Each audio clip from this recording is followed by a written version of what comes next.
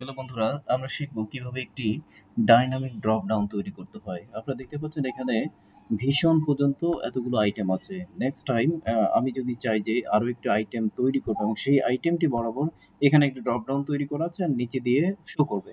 তো এটি যদি করতে হয় প্রথমেই আপনার এরিয়াকে আপনি অবশ্যই টেবিলে কনভার্ট করে নেবেন।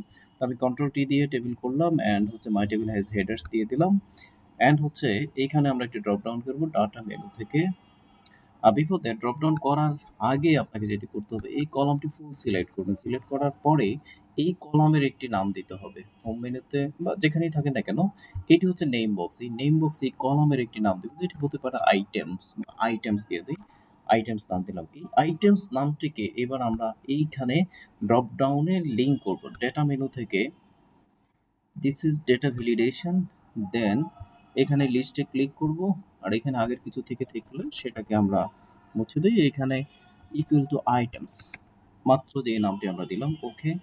এখন আমরা দেখি আমাদের ড্রপ ডাউন ঠিক আছে কিনা। ভীষণ পদ্ধতি আছে। নাও আমরা নতুন একটি অ্যাড করব।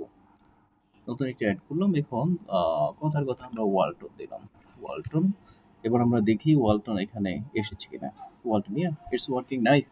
তো নেক্সট ভিডিও দেখার আমন্ত্রণ জানাচ্ছি সবাইকে। ধন্যবাদ সবাইকে। ভালো থাকেন, সুস্থ থাকেন।